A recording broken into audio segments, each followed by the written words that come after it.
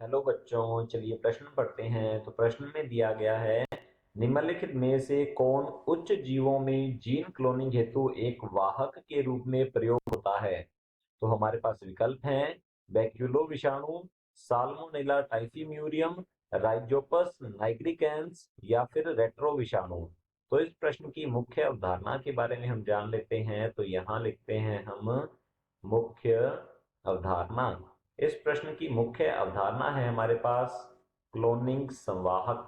तो लिखते हैं क्लोनिंग संवाहक से संबंधित यह है हमारा प्रश्न है। क्लोनिंग संवाहक ये हम कह सकते हैं इनके द्वारा इनके द्वारा वांछित जीन इनके द्वारा वांछित जीन को परपोषी कोशिका में वांछित जीन को परपोषी कोशिका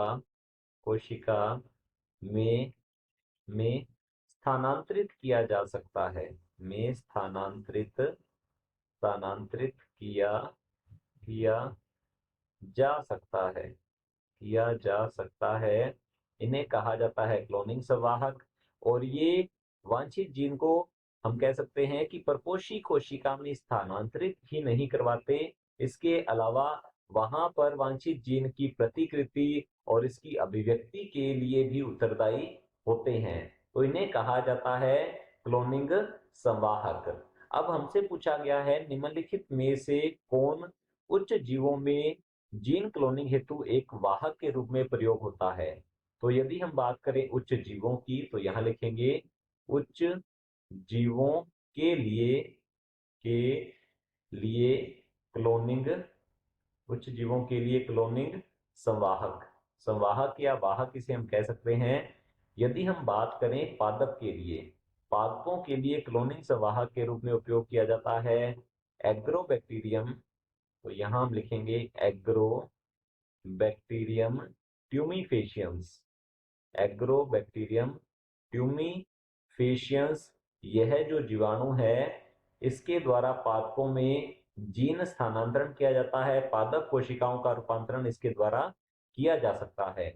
और यदि बात की जाए जंतु की, यदि हमारे पास परपोषी कोशिका होती है, तो यहाँ पर उपयोग किया जाता है पर्च विषाणु का। तो लिखते हैं पर्च विषाणु, या इसे रेट्रो वायरस या रेट्रो विषाणु भी कहा जाता है। तो लिखते हैं इसे रेट्रो विषाणु के नाम से जाना जाता है।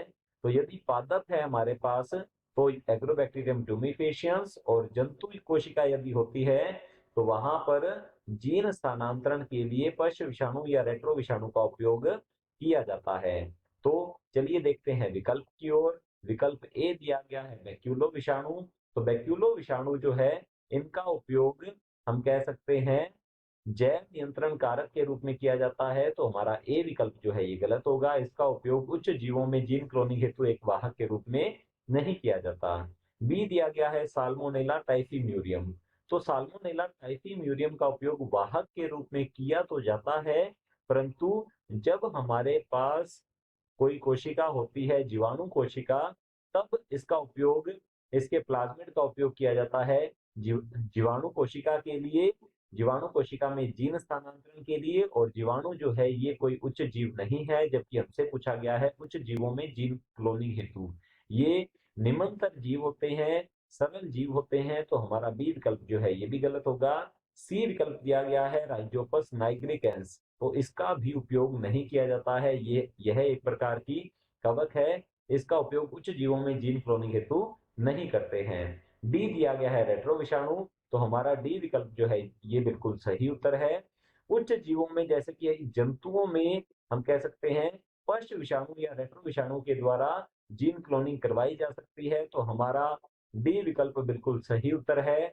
आशा करता हूं आपको समझ में आया होगा। धन्यवाद।